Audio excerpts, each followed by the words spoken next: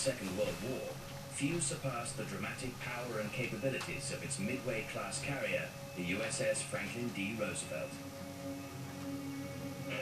Commissioned in October 1945 from the New York Naval Shipyards, the 1,000-foot-long, 64,000-ton FDR was one of the first ships in the Navy's fleet to carry nuclear weapons full-time.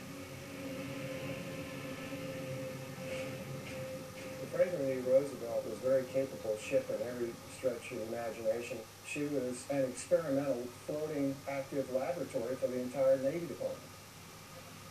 According to many of the men who served aboard the FDR, the ship's sophisticated capabilities caused the carrier to be at the center of one of the great USO mysteries of the 20th century. I have no doubt about the existence of UFOs and their interaction with Franklin D. Roosevelt, and there have been many other sailors out there who've had the same experience as I have had. There's probably a good connection with the USS FDR and the nuclear weapons and the UFO sightings. There's a magnet for UFOs. Chet Krasinski served aboard the FDR from July 1958 until December 1960 as a fireman and metalworks engineer. He says his harrowing close-range encounter with a large USO-like object in September 1958 off Guantanamo Bay, Cuba, has distressed him ever since. He tells his story on camera for the first time. We're down below decks this evening between 8 and 9 o'clock. It was dark outside. A bunch of men come running up the ladder from the engine. My buddy Ben said, "Hey Red, why don't you go up there and see what's going on?" So I followed those men all the way up the ladder, up to the hangar deck, all the way up to the flight deck. Krasinski saw a cigar-shaped UFO traveling at an incredible speed towards the FDR. He says that the object made no sound and maneuvered unlike any man-made aircraft. We had no air operation going on. The flight deck was quiet up there. And this thing just came right out, and I could see what the light was when it came at our ship. It was a row of windows with figures inside, and they got close enough, I could feel the heat on my face, and those figures looking at us through those windows. And the impression I got that those figures were looking at us were not human beings. And then this thing turned like a bright red-orange color, and I could see the shape of it. It was cigar shape, and it turned colors, and then it just took right off like that. Krasinski reports that this bright USO-like craft rose from the water and remained relatively silent during the 45-second encounter before flying away. About 25 of his shipmates witnessed this event with him. Most, he says, were quickly transferred off the FDR. Even more curiously, he alleges that within hours, the ship's logbook had been altered. When I got the deck log, a lot of things were blackened out on the logbook. There's nothing in there.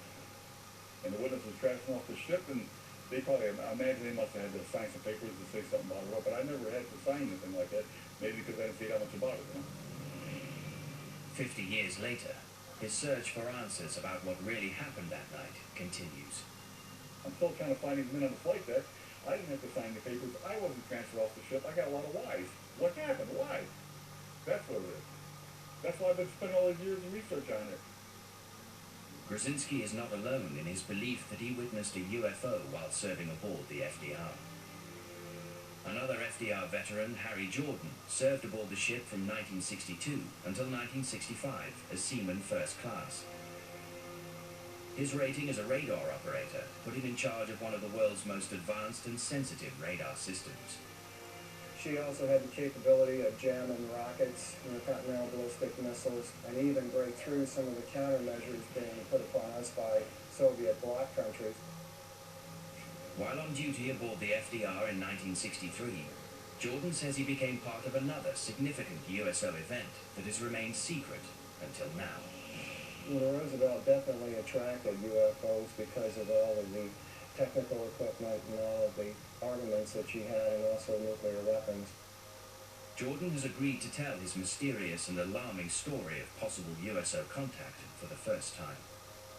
I do remember the incident and the details of it because it just stays with you when you've gone through this. The 2nd of October 1963, off the coast of Sardinia, approximately 2 a.m. Jordan stood watch over his radar monitor. All was normal on this unusually warm autumn night.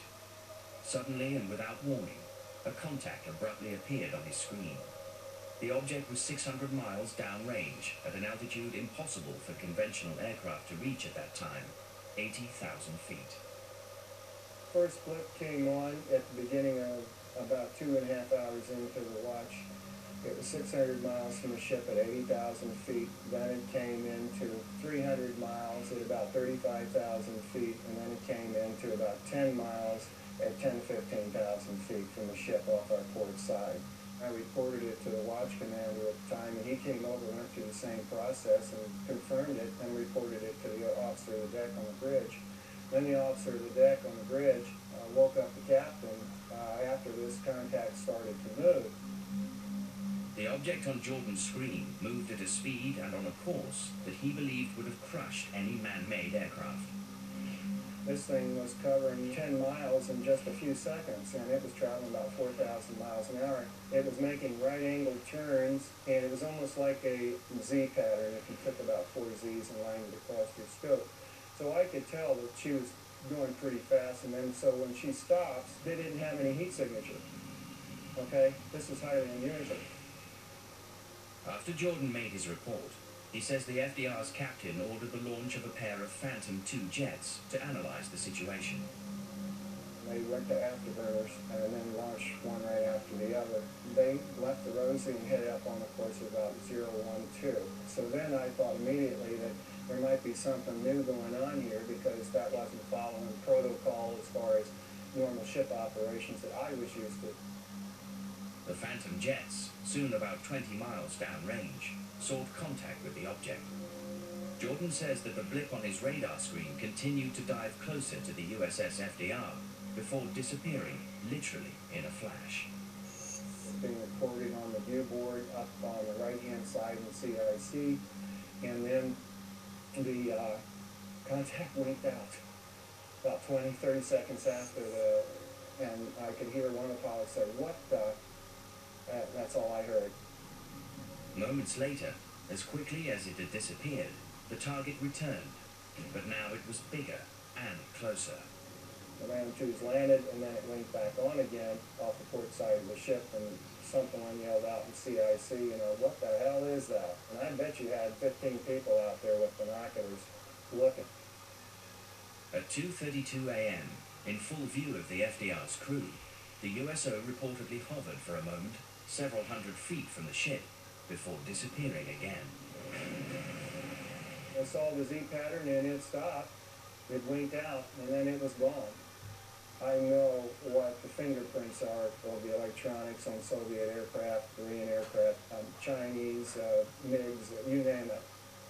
If it had been a meteor, it would have burned up in the atmosphere. And I have seen meteors streak across the scope, but it only happens in about 2 or 3 seconds. I mean, it's gone. At 2:36 a.m., Jordan recorded the event in his logbook as a UFO incident. Seconds later, he says, his commanding officer burst in. "Jordan, what did you put in your log?" And I had UFO in there, and I had the contact number at the time. I held it up in front of the commander, and he says, "You can take that out."